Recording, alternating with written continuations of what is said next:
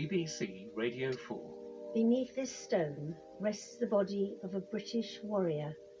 An unknown soldier laid to rest in Westminster Abbey to represent those lost in the Great War. It did not seem an unknown warrior whose body came on the gun carriage down Whitehall. He was known to us all. 100 years on, David Haig and Janet Ellis read the accounts of those who were there. Big Ben ceased, and the very pulse of time stood still. An Unknown Warrior on Radio 4 and BBC Sounds next Monday to Friday morning at 9:45. It's 5 o'clock. Time for PM with Evan Davis.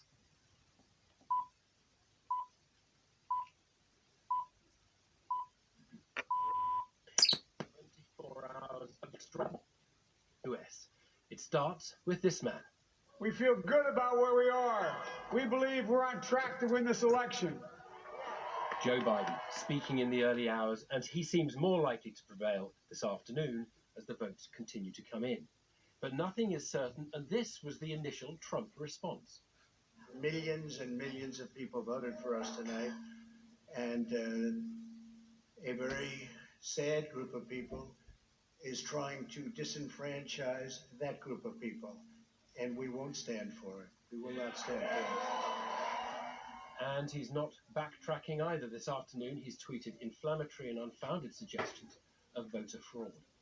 In Pennsylvania, one of the swing states still counting, the governor has fought back.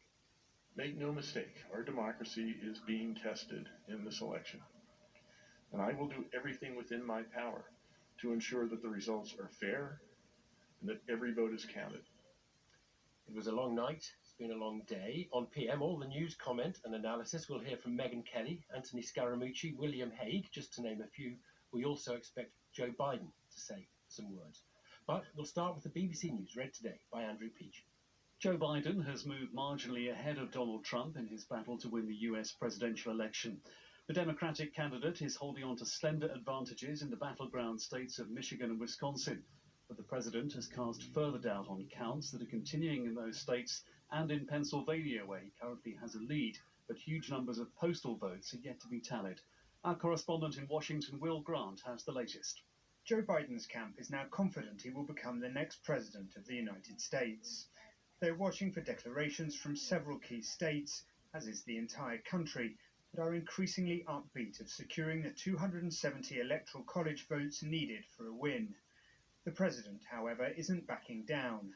After Mr. Trump falsely called into question the legitimacy of the vote, while also baselessly claiming victory in a late-night address from the White House, he has now started to echo that position on Twitter.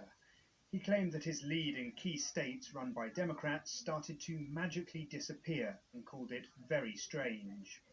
This is the crux of the narrative he will be pushing if his chances of victory narrow any further. However, the vote count matters more than what the president or his challenger are saying. Fractionally, by a tight margin, it appears to favour Joe Biden in places such as Wisconsin. But the election is far from over, with legal teams being primed by both campaigns. In the past hour, MPs have approved the new 4-week coronavirus lockdown in England by a majority of 478. The restrictions will come into force at midnight, as the latest figures show another 492 people have died with the disease in the UK, the highest daily figure since May. Our political correspondent Jonathan Blake reports. Boris Johnson said another national lockdown was something nobody wanted to do, but confronted with data suggesting the NHS could collapse and deaths could exceed the first wave of the pandemic, he said he wasn't prepared to take the risk with the lives of the British people. The situation was grave, he added, and the need for action acute. Several Conservative MPs, including the former Prime Minister Theresa May and other senior backbenchers, criticised the Prime Minister's plan for a new lockdown. The Labour leader, Sir Keir Starmer, said that while the measures were not in any way desirable or perfect, they were necessary because the government had lost control of the virus. Ministers have published new guidance aimed at allowing all care home residents in England to have visitors during the lockdown. Our social affairs correspondent Alison Holt has the details. Some homes in high infection areas have banned all visits, but the government says care providers, families and local professionals need to work together to find a balance between protecting older and disabled people and allowing families to see each other. It lists options for safe visits, including well-ventilated rooms with separate entrances, window visits, or pods in gardens. But there's no immediate plan for key worker status for named relatives or friends to give them access to testing. A pilot scheme will start later this month, but there'll be anger from campaigners that it's not happening sooner. The head of the NHS in England has warned the pressure on the health service caused by the virus is already 3 times worse than the extra burden usually placed on hospitals over the winter. Sir Simon Stevens said there are currently around 11,000 seriously ill patients with COVID-19, which could lead to more widespread cancellations of routine appointments if that figure continues to grow. The authorities in Austria say video evidence has confirmed the gunman who killed 4 people in a suspected terror attack in Vienna on Monday acted alone. It's also emerged the country's intelligence services were tipped off that the 20-year-old tried to buy ammunition in Slovakia earlier this year, but the information wasn't shared. Austria's Interior Minister has promised an independent investigation. The John Lewis Partnership says it'll cut up to 1,500 jobs at its head office in London as part of a cost-saving programme. Separately, more than 730 posts are set to be lost at Lloyds Banking Group, which is restructuring its operations. Thank you, Andrew. Well, if you were one of those that hoped the US election would see a stake plunged through the heart of populist politics and would thus kill it off forever, it was a disappointing night. There was no Biden landslide. And beforehand, it had looked very possible that there might be. It was clear relatively early Florida had not supported Biden. The polls had overestimated his support there. For Trump, holding his own at first seemed like a big success on its own. But if you wanted him to own America and own the liberals, it wasn't your night either, because he looks to have lost the popular vote. He probably loses the election as well. Nothing is certain. We shall see. So what we can say now is that Trumpism has not prevailed nor been slain, and the US remains hideously divided. And no stronger sign of that today than the continuation of the argument over the process of voting and counting that predictably erupted overnight. Biden biding his time, addressing what looked like a rally of motor cars, hooting instead of cheering, at a drive-in event this morning. We feel good about where we are. We really do. I'm here to tell you tonight, we believe we're on track to win this election.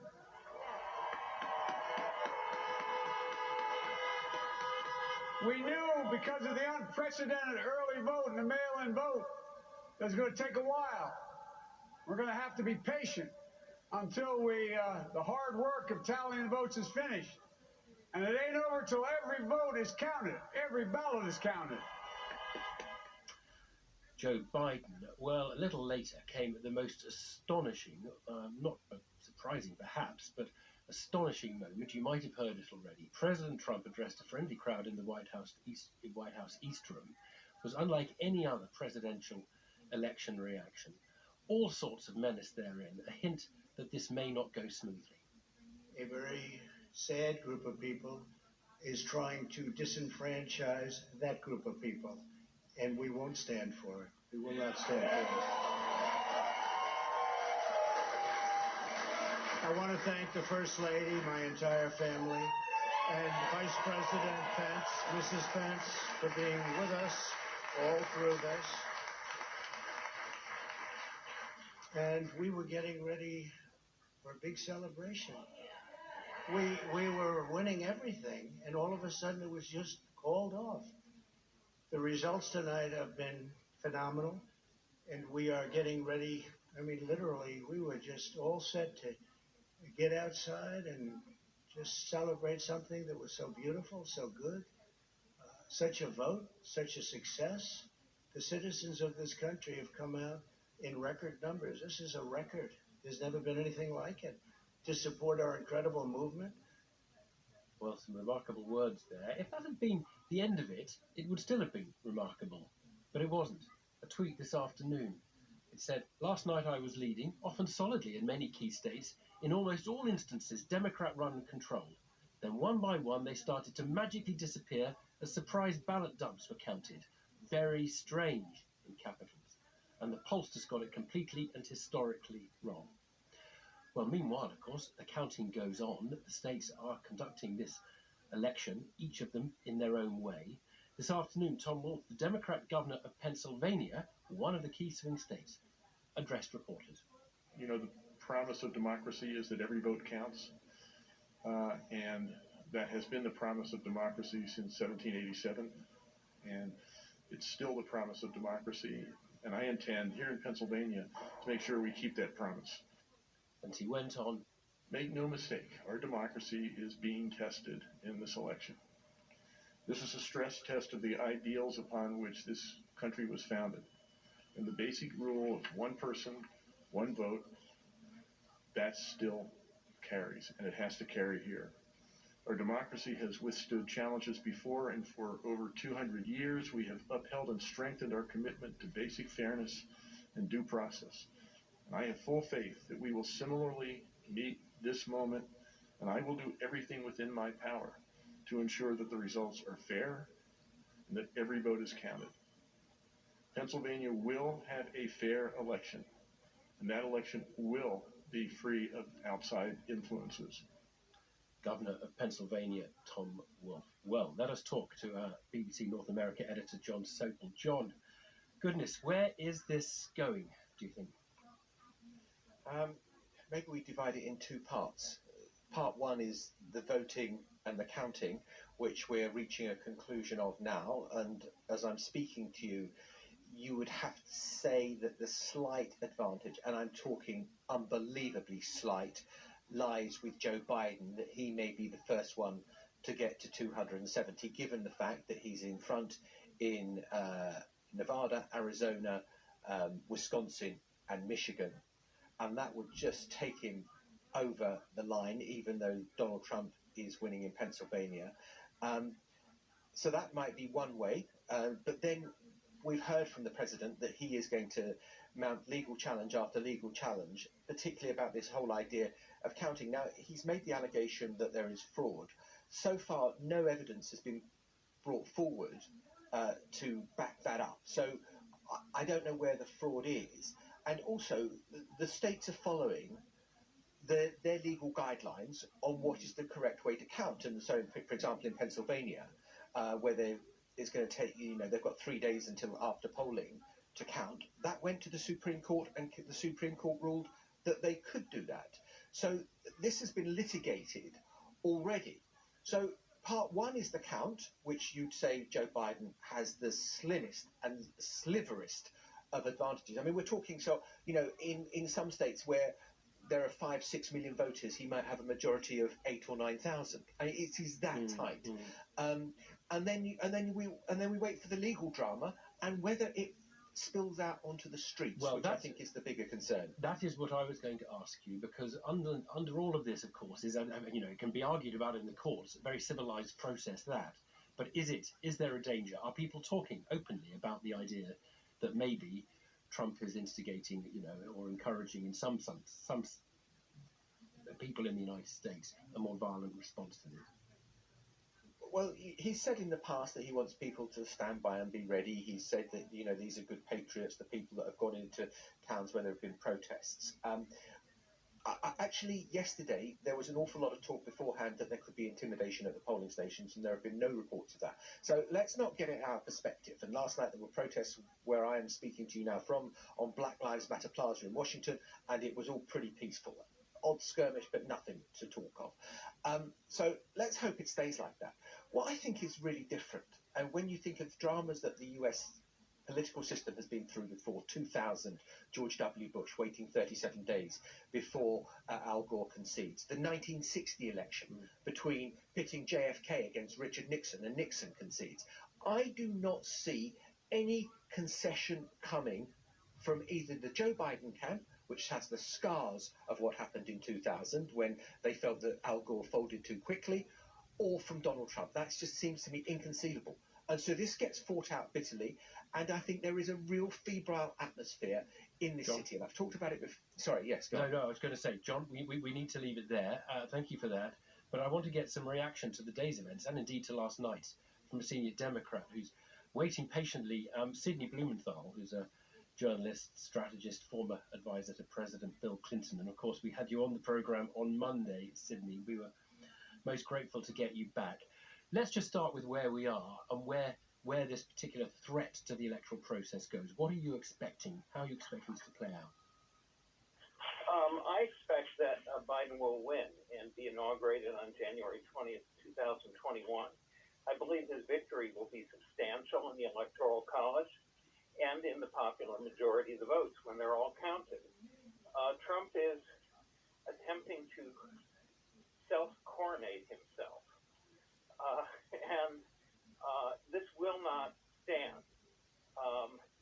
The idea that he can go push a case and get it to the Supreme Court, and the Supreme Court would stop the counting of votes the first time is simply absurd. It's not going to happen. He's acting like a ridiculous emperor, a would-be absolute ruler. And you think? This is not happening. You think he'll actually move out willingly? I'm just sort of wondering how you get him to leave the building. The removal van will come, and one way or another, he's going to go, and he will then, when he's not president, face prosecution in the state of New York from the district attorney and the attorney general, and very possibly federal charges once he's no longer president. He knows his vulnerability. For him, this election has always been existential. It's why he has declared himself emperor early in the morning. But that can't stand. Biden is going to, in my view, win Wisconsin, Michigan, and Pennsylvania and close it up. He will also win Arizona and Nevada and very possibly win Georgia. That kind of victory is not insubstantial. Right. It's not a small victory. And he will win in the popular vote by, I'm guessing, 4 million votes. Yeah, so possibly more. More than Hillary Clinton won by the popular vote by last time. Does it seem that way? I think it's very likely his victory will resemble Barack Obama's in 2012. Right. Now, look, answer me this, because maybe it's just the order in which the results came, but I think you would agree that when Florida news started emerging, there was a kind of sense of liberal disappointment at how it was going. And you never doubted? You never had a wave of kind of, oh my goodness, this is not the plan? Well, Democrats and liberals suffer post-traumatic stress syndrome, and from 2016, and they were primed as a result of the polls for a dream landslide, which did not emerge. Right. The polls were faulty, and yet, at the end of the day, when all the votes are counted, it's going to look quite different from the panic a lot of people felt on election night that this was deja vu. Yeah, so always it's not going to be that. Wait. But do you not feel that the exit poll data that I think showed something like just over a quarter of people of colour voted for Trump, we know that enormous numbers of people, more voted for Trump this time than last time. Obviously, that's because there's a high turnout, so the whole vote goes up. What does that tell us about the Democrats, about how that party is connecting to its natural base in Middle America, or not connecting to that base? When we're talking about people of color, the problem we're talking about is Latinos. And Latinos are not a uniform constituency. Correct. And they're different. And they're different problems in different parts of the country in different states. So the problem in Miami-Dade County in Florida is very different from the problem in El Paso and the Valley in Texas in terms of turnout. And those people are very different people. In Texas, they're Mexican origin. And in Miami-Dade, highly mixed from many countries, including Cubans and Venezuelans, who have a deep antipathy to socialism and are responsive to the negative attacks on Democrats as somehow being socialist. So Latin men have also responded to Trump on the basis of a machismo appeal. unlike Latina women. Okay. So there's a lot of work to be done. And in Florida, the Democratic Party did not spend a lot of resources prior to this year registering Puerto Ricans who are very pro-democratic, Let me give and a you lot of whom had migrated there. a very quick last one on white voters, or on any working class voters, and whether there's a disenchantment with liberal America on the part of many of that population who should be flocking to your party and who are still, after 4 years of Donald Trump, they've seen it. No one can say he's lied to them and they don't know what they're getting. Of course, everybody knows what they're getting with him. They still are in choosing to vote for him in millions of numbers. Is there not? I mean, maybe it's the identity politics thing. A lot of people saying last night, they're still feeling, a lot of Americans still feeling like they're being called racist the whole time and don't like it, and basically won't vote for you until they feel that stops. Well, as a biographer of Abraham Lincoln, we are a house divided against itself. And we're going to be more divided than ever after this election. Identity politics divides the country not only by the left, but by the right, which has its own white identity politics based on white supremacy, nativism, misogyny, and so on. So each one increasingly despises the other. Much of the identity politics of the right is wrapped around hatred of liberalism and liberals and what they call woke culture. Sidney Blumenthal, we need to leave it. We need to leave it there. Good to talk to you again. Get your reflection on the election. I'm going to talk to Megyn Kelly very shortly. Let's just have a quick recap of the headlines. Andrew Peach. With votes still being counted in several battleground states, Joe Biden's campaign team has expressed increasing confidence that he'll win the US presidential election. Donald Trump has cast doubt on the counting of postal ballots, saying his lead has magically disappeared in some states. MPs have approved the 4-week coronavirus lockdown in England, which starts tonight. Thank you, Andrew. Well, big developments going on. Stand back, take a deep breath. The US on the edge of a potentially contested election. President likely to lose, showing little sign of moving on. Megyn Kelly is the former Fox News anchor, NBC News anchor, now the host of the new podcast, The Megyn Kelly Show. We were also delighted to speak to her on this programme a couple of weeks ago, and it's very nice to have you back, Megyn. I'm just going to ask you really just to talk. What's happened? Well, quite a few things. Thank you for having me. I think just looking at the Electoral College vote and the way it's shaking out right now, I think it's a very safe bet to say Joe Biden's won this election. There's some buzzing over here right now about whether Arizona was called too early, whether there was a problem with, in deeply red counties or Republican counties, certain votes being discarded because they've been filled out Sharpie in some sort of large number, and they just lowered the number of vote that has come in. Originally they said it's 96% had already come in, now they lowered it to 85. So let me just say this. If Arizona somehow gets reversed and goes Trump, he's back in business in a very real way. I don't believe that will happen. I worked for years with the Fox News decision desk, which was the very first to call Arizona last night. Those guys, they've never gotten it wrong. Other than Florida in 2000 when everyone got it wrong, I have never seen them call a state and get it wrong. So my money's on them. And if that's true, it's a very, very unlikely path for Trump at this point, given what we're seeing out of Wisconsin and Michigan. But overall, carry on. Yeah.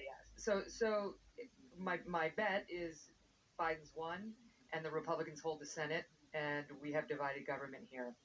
And my takeaway in looking at the exit polls, where Trump more than doubled his margins with Hispanics in many states, his percentage of vote with black men continues to go up. He beat his own numbers with them. Last time around, he beat McCain. He beat all of the Republicans who preceded him. LGBT community, huge numbers for him, for any Republican in history. And the takeaway, I think, is the people who have been told for 4 years that Trump hates them are not entirely buying it. If they were entirely buying it, those numbers would have gone a different way. His lowest margins were with white voters, were white working class voters. There's the lowest No, mark. no, That's no. the only Well, group no. of He people. had very low mark. I mean, we're still talking relatively low numbers of black voters, aren't we? It was how many? 18% of black men voted for Trump. Yeah, But that's a fewer good black number women. given No, I what mean, they do historically. and a lot of people would say that's remarkable, but obviously it's not enough to make him win without the white votes. Oh, no, the it's white not about votes winning. as It's well. just about him improving his numbers. That's all I'm saying. You might have heard me talking to Cindy Blumenthal, and I don't know what do you think that the identity politics thing still hangs over this election in a way that has influenced the result we had last night? Is there a kind of a fed upness with it by Absolutely, and I think think there is, and I think he had it exactly wrong to try to switch it to, oh no, there's identity politics on the right, it's white supremacists. That's not true at all. That's not what identity politics are. Identity politics are what's happening here in the United States, where this leftist group, not normal liberals, they're not like this. They don't enjoy it. It's this far left that wants to make everyone's identity about their pigmentation or their gender, or whatever group they may happen to belong to, their sexual orientation. And I think a lot of Americans are being sick of being told that everything they see and people see in them starts with those things.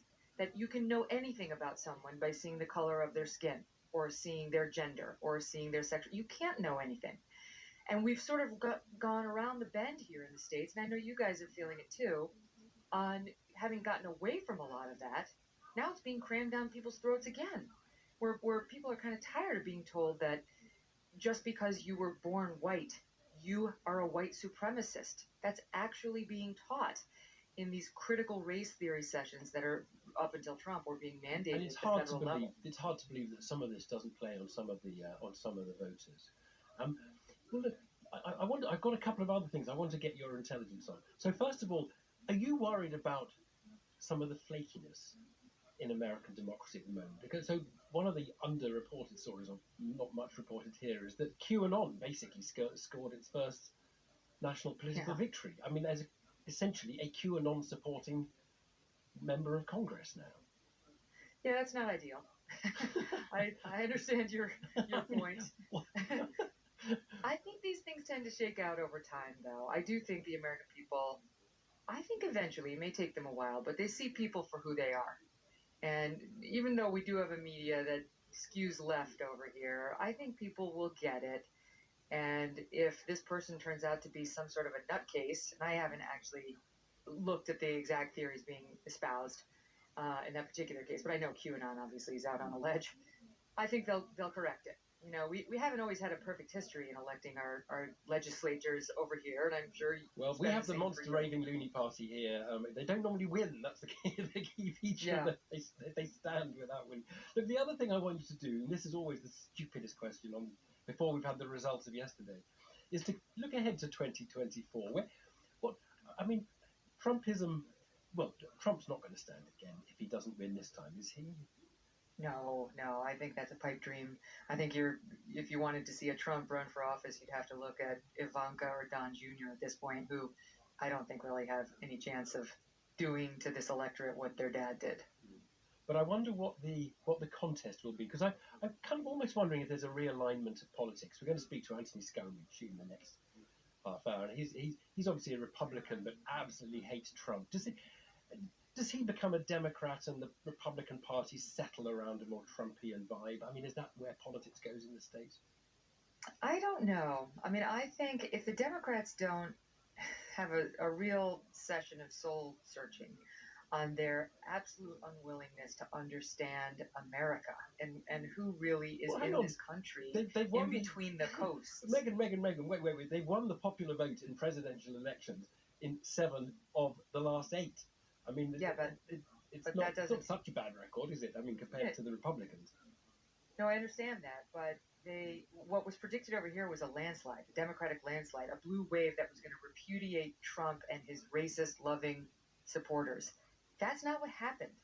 And you cannot dismiss half of the United States as racists and bigots and sexists and xenophobes and transphobes just because they don't vote Democrat. And that it's not just Trump that they did that to, not just his supporters.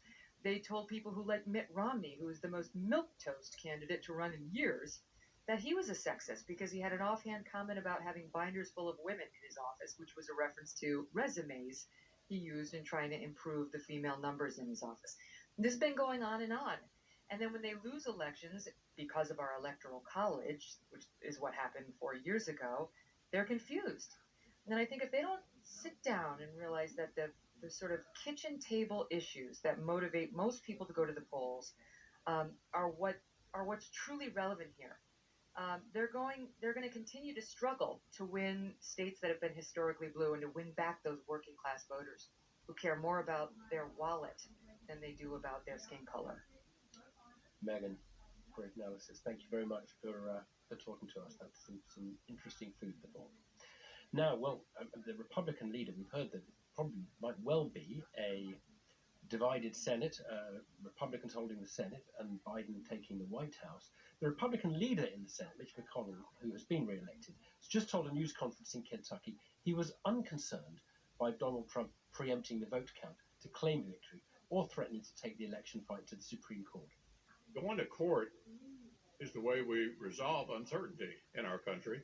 So no, I'm not troubled at all by the president suggesting that, because the other side's already doing it too. And you can anticipate in close elections, both sides will be lawyered up and will end up in court. It's happened over and over and over again. Nothing unusual. Nothing unusual. 5:30. Let's hear what's on the moral maze tonight. Here's Michael Burke to tell us more. Deaths in the driving seat as we head into a second national lockdown. Liberties suspended, prosperity threatened to avoid a sharp rise in the coronavirus death toll. Previous generations had to live with a quotidian experience of dying and might have been more sanguine about a disease which mainly kills those sick already and those with an average age well over twice the life expectancy for most of human history. But death is now increasingly seen as failure, either individual or institutional. Medicines prolonging life, perhaps soon indefinitely. Some would say at the expense of making it more meaningful. What does the pandemic tell us about our attitude to death? The Moral Maze after the news at 8 tonight. Thank you. Now, 28 minutes to 6. Andrew Peach can give us a summary of the news. Joe Biden's campaign team say they believe the US presidential election is moving towards a conclusion in their favour. The latest results show the Democratic candidate is narrowly ahead in Wisconsin and Michigan. But Donald Trump has the advantage in Pennsylvania, although huge numbers of postal votes are yet to be counted. The president is continuing to cast doubt on the vote, tweeting that his lead in key states last night began to magically disappear when what he called surprise ballot dumps were counted. There's no evidence of fraud, and Twitter has added a warning label to Mr. Trump's claims. MPs have approved a new one-month lockdown for England, which starts at midnight tonight. The measures were passed with a majority of 478, although 34 Conservatives rebelled against the government. Ministers have set out new guidance to allow all care home residents in England to receive visits during the lockdown. Homes will first have to put in place rigorous safety measures, such as screens and visiting pods. Health leaders in England have insisted the NHS won't collapse during the second wave of COVID-19, but the second lockdown is needed to prevent major disruption to care. They warn there are currently around 11,000 seriously ill patients with the virus, the equivalent of 22 hospitals full. It's emerged that the gunman who killed 4 people in a suspected terror attack in Vienna on Monday tried to buy ammunition in Slovakia earlier this year. The 20-year-old was shot dead by police during the raids. The Austrian authorities have now confirmed he acted alone. The John Lewis Partnership is cutting up to 1,500 jobs at its head office in London. The company says it needs to make further cost reductions. Separately, more than 700 posts going at Lloyds Banking Group. And a woman from Leicester has been fined for breaking rules on non-essential travel to Wales after making a 320-mile round trip to visit a horse. She was stopped by police carrying out routine checks in Ceredigion on Sunday. Officers say there was no urgent need for her to see the horse because it was safe and well. Thanks, Andrew. Let us not allow the shenanigans over this election distract from the actual count, which, it has to be said, is going Biden's way. But don't sell the skin before catching the bear. We can update ourselves on the paths to victory with Ryan Matsumoto, who is a contributing analyst at Inside Elections, which provides non-partisan analysis of campaigns. And boy, it's nice to have non-partisan analysis sometimes. Ryan, thank you for joining us. This will be all too brief. Just tell us how Joe Biden gets to the White House. What has to happen? Great, thanks for having me. So right now, according to the New York Times called races, Biden has 227 electoral votes and Trump has 213 electoral votes.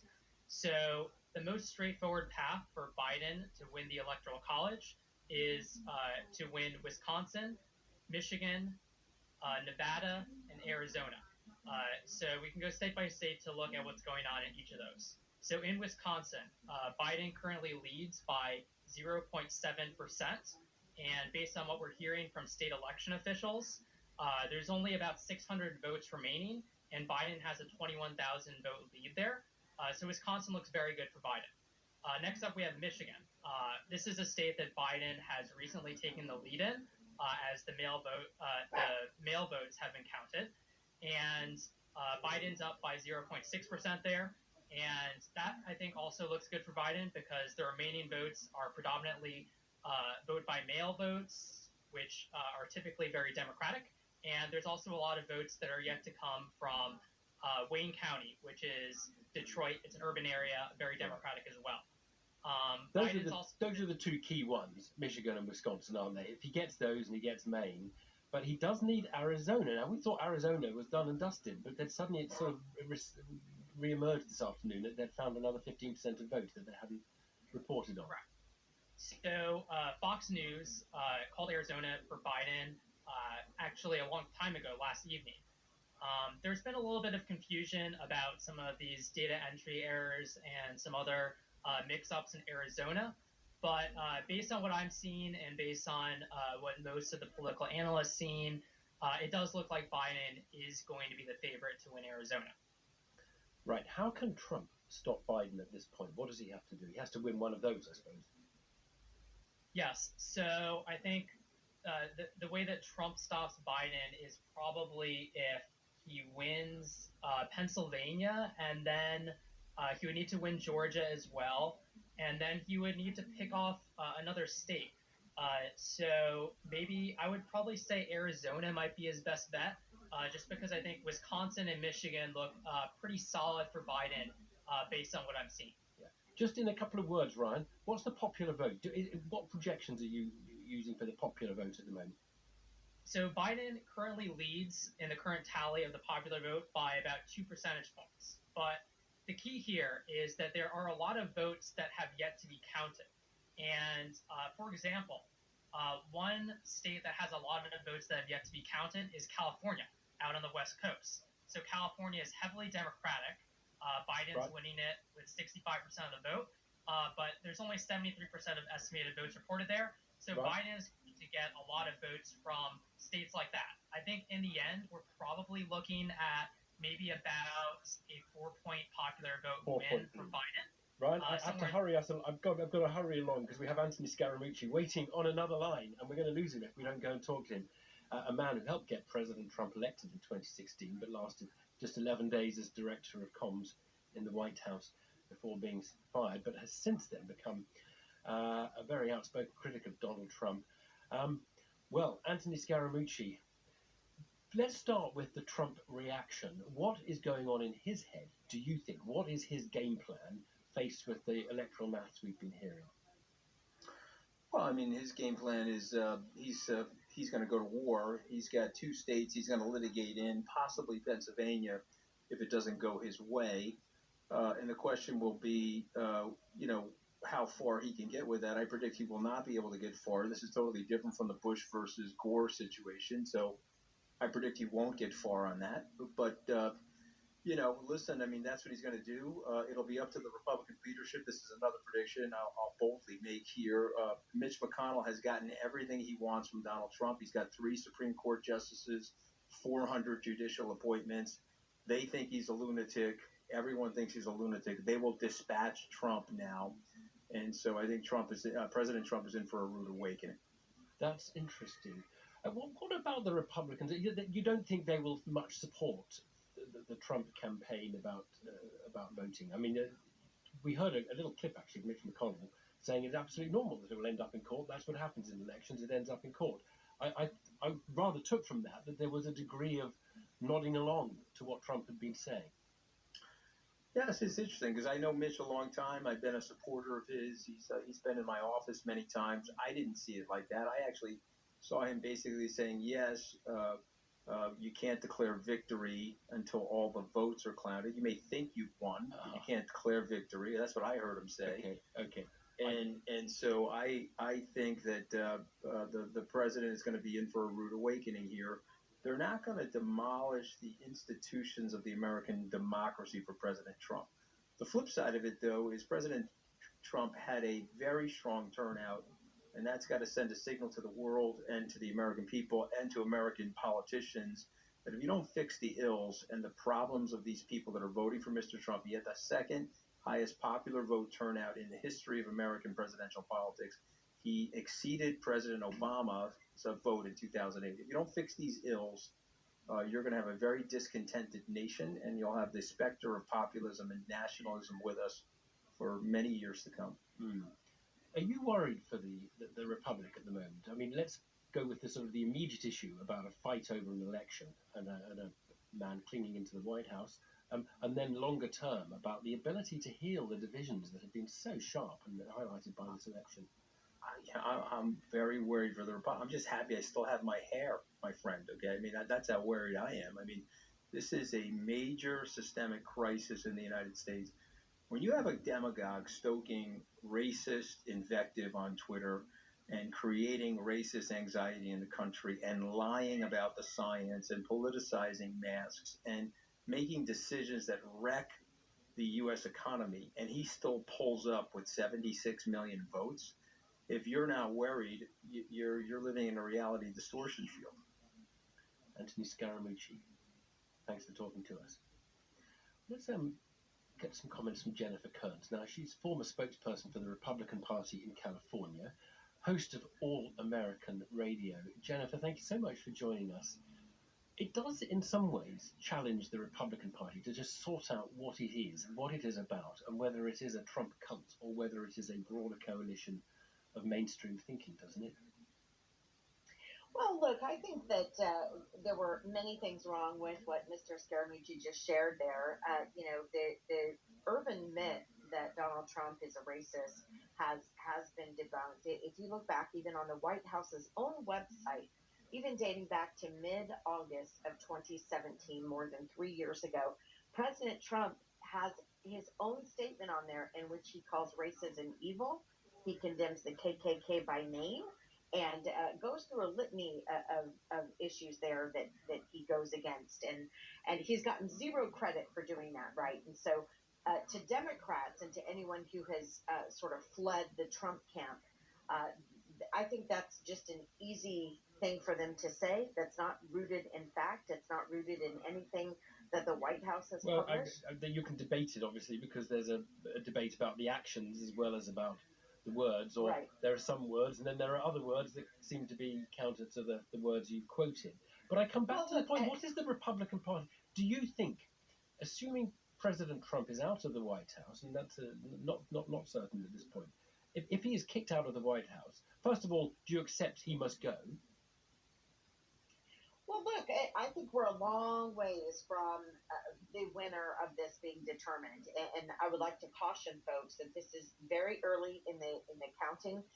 I thought one takeaway from last night was the phrase we heard over and over again last night was that it was too early to call rather than too close to call. That there is a difference between the two.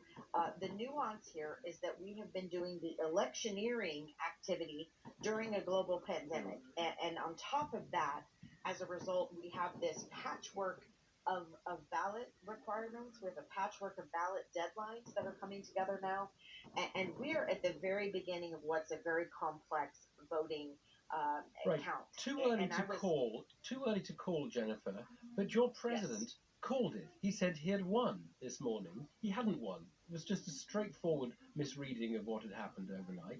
And he said, now that is a very shocking thing for any Democratic leader, incumbent leader, to say about an election which they haven't won. Well, look, if you look at the time frame that he spoke last night, The major networks had all but called the election for him, with one state No. called. You've just said it was too early to call. He is the one who called it. And no, no, sir. I'm saying in the lead up to last night, prior to both candidates speaking, it was throughout the night at 8 p.m. At 8:10 p.m. in 2016, we knew we had some leaning of who was going to win. But my point is, there is a nuance between too early to call and too close to call. Yeah. But look, President Trump, when he spoke last night, had several things that moved into his column. The state of Texas went to Trump.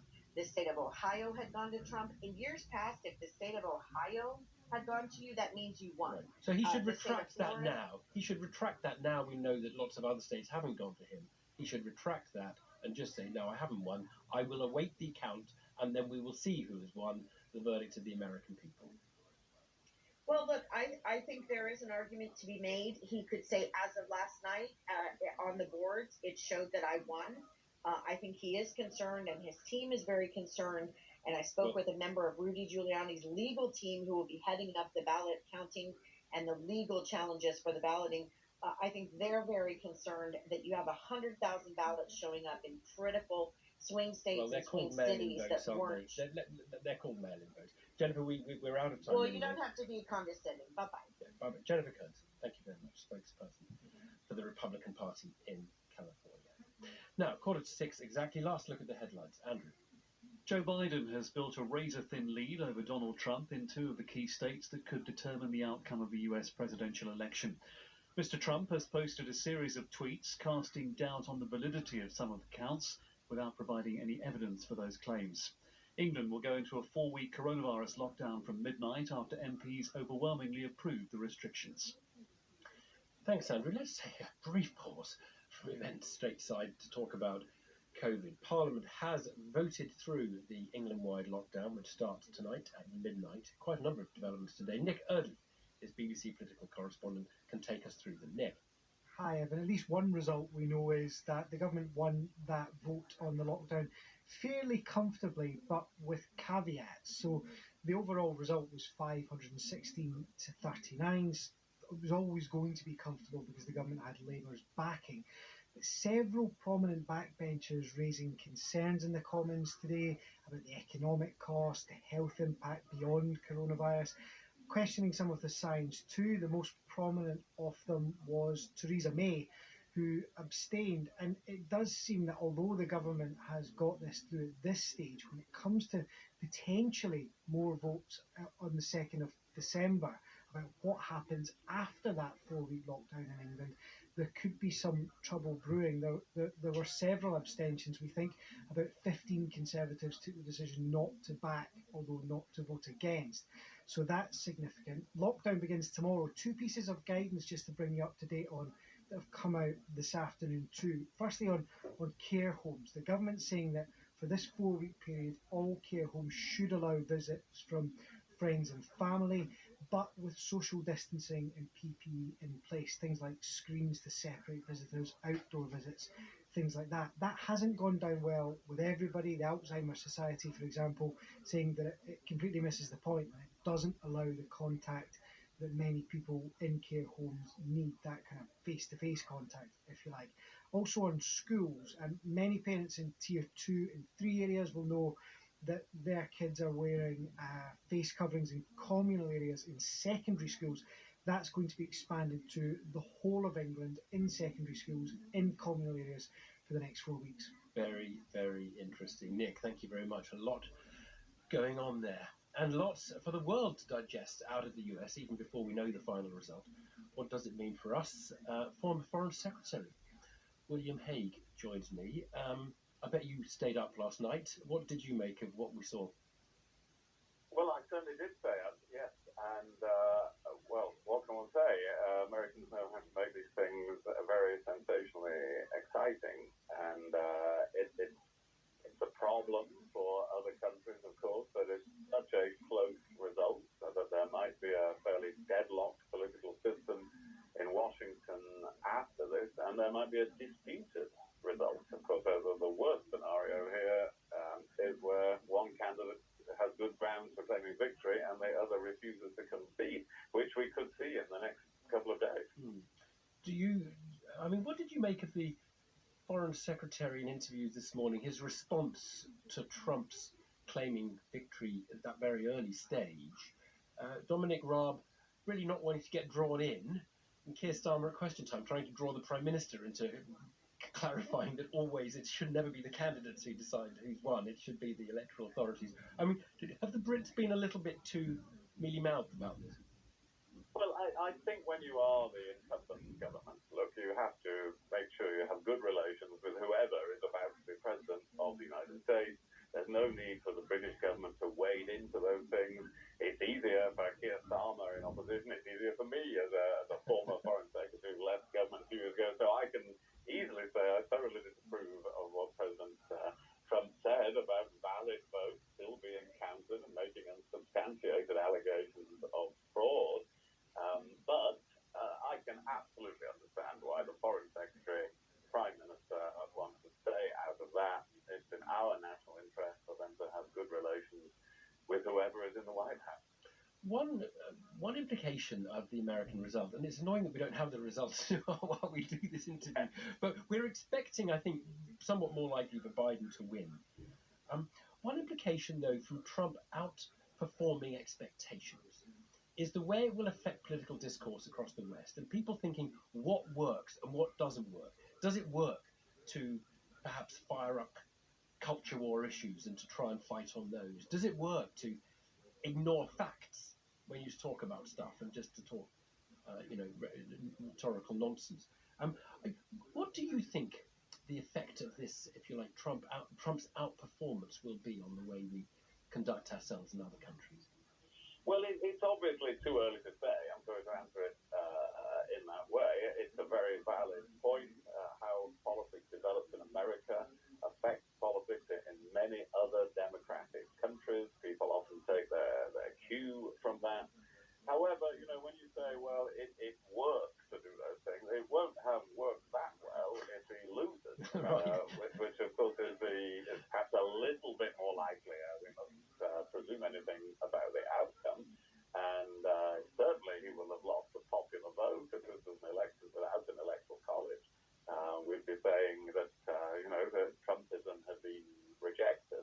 So I think let's not reach too dramatic a conclusion about that. It does tell you something worrying about America, how polarized it is on social and cultural lines. That makes it more difficult for countries like ours to work with America. And if for instance, Biden is elected and wants to pursue a complete change of policy in America on climate change, working with this country on the COP26 next year, for instance, well, it will be harder in such a polarized America and with a Senate of a different persuasion. So I think we can start to think about those conclusions. How it affects the way politics develops in other countries, but that's up to more than just the US election. That depends on how the pandemic is handled, how economic growth proceeds the next few years, how inequality is tackled. Those are probably bigger things than what tactics Donald Trump used in this election. But you're not a fan of Donald Trump, I don't think, and you're not someone who would say to Boris Johnson, you can learn a trick or two from that guy, bring that politics over here. No, I would say quite the opposite of that it's very important for conservative parties to be liberal conservative parties. And indeed, the Conservative Party in Britain is most successful, and it is like that when it attracts votes from across the centre of British politics. American politics has now developed in a different way, and a huge question will be if Trump is defeated, what happens to the Republican Party? It's amazing, is there amazing any question. serious effort to make it that sort of party again? Or does it become very entrenched in the way it's developed the last few years? But no, I certainly wouldn't advise Boris Johnson to follow this example. Just wanted to clarify that. Okay, last question on geopolitics. Obviously, one of the big features of Trump's foreign policy was somewhat more robust approach to China. I'm interested in China and the West. It's a huge theme this year, but just maybe a reflection on what a Biden victory might mean for that. Well, I think U.S. Democrats as well as Republicans see China as a strategic adversary now. I think they are right about that. I think they will try to reduce dependence on China for key technologies, just as Trump has been doing. I would hope that if there is a change of administration, there would nevertheless be an effort to do two additional things. One, for democracies to work together in having more of a common approach led by America. And secondly, to also recognize there's another pillar to the relations with China, which is to say there are certain global issues we can only solve with China. And even if we are rivals in technology and visions of the future of society, we nevertheless have to work together on arms control, on climate change, on the stability of the world financial system. And we need a common framework for doing that. And that has been absolutely missing from the approach of the Trump administration to relations with China. William Hague, thank you for joining us on PM. Well, it's 5 to 6. Very, very big day in the United States. We knew it was going to be big in one way or another. Let's talk to Jim Doherty, special correspondent over there in Washington, D.C. Jim, why don't you sum up where we are? Well, where we are, Evan, is that it is moving Joe Biden's way. He's ahead in Michigan. He's ahead in Wisconsin.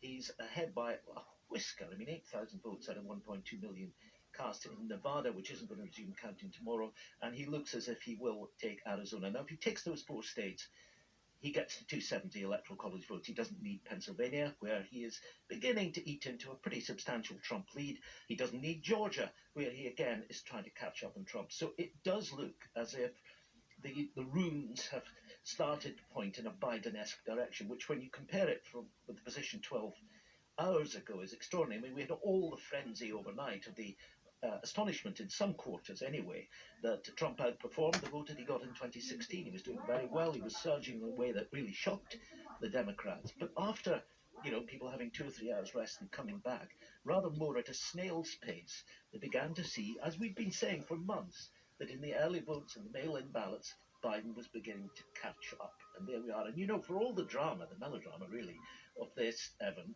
William Hague's point is the key one. Look, where we might be tomorrow morning is saying the Trump era is over. And to put it mildly, that's a big deal. A very big deal. Margin in Wisconsin between Biden and Trump, less than 1 percentage point. I gather they are seeking, the Trump side is seeking a recount there. Well, but there's an irony, there's a wonderful irony here. Trump is complaining about these narrow margins in Wisconsin and Michigan. They're precisely the margins that gave him the presidency in those states, and plus Pennsylvania, in 2016. Didn't complain about them then. If Biden wins, Jim, and we have a Republican Senate, one can imagine some healing, because the rhetoric will be very different from a Biden White House than a Trump White House. One can also imagine gridlock. Yes, there'll be a bit of gridlock, but that is, I think a lot of Republicans are pretty horrified by the way Donald Trump declared a victory and said stop counting effectively last night. I think there will be an effort to try to heal some of the anger in this election. But it is a desperately divided country, as you've been saying in the programme, and we've all been noting in the last couple of days, and we've been reporting over the last 10 days from here. I mean, this is a country that needs to be brought back together, and Joe Biden, who's going to be 78 very soon, if he does become president, and I emphasise it's not by any means certain yet, he's got a very tough job to do, but it's one that everybody knows has to be attempted. Jim, thank you very much for that. Now, I think we're going to have a trail. Mystery and Intrigue awaits us on Radio 4. The founder of the White Helmets in Syria. James Lemessurier had set up a humanitarian organisation in the middle of a war zone. It's a story that takes us into the heart of a geopolitical war.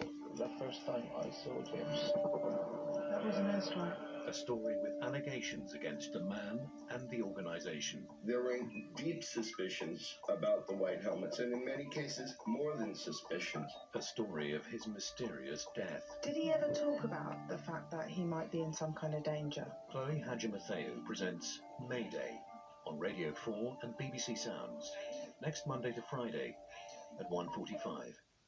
Weather, Chris Fox. Thanks a lot, Evan. And high pressure is influencing the weather as we go on through the night tonight, bringing clear skies across England and Wales. With those clear skies, it's going to turn cold with, again, some patches of frost in the countryside, and there could be some fairly dense patches of fog to watch out for by the time we get into the morning. Now, further north, we've got some thicker cloud working in across Scotland at the moment. Indeed, a warm front here is going to be bringing outbreaks of rain with strengthening west-southwesterly winds. Once that front has passed through, it's one of those nights in Scotland where temperatures will actually be rising through the night. So by dawn in Glasgow, for example, temperature will be around 11 degrees Celsius. In Northern Ireland and the north of England, it'll be rather cloudy, and indeed the cloud will thicken across the far north of England to bring an odd spot of light rain or drizzle to some of the Pennine areas. Tomorrow, well, the best of the sunshine will be with us across England and Wales, Scotland and Northern Ireland, parts of Northern England, rather cloudy, an odd patch of drizzle. Those temperatures broadly similar to those of today, highs of between 10 and 13. That's the weather. Thanks, Chris. That's PM. Our studio director was Sharmini Ashton Griffiths. Our editor was Fiona Leach. Thank you for listening.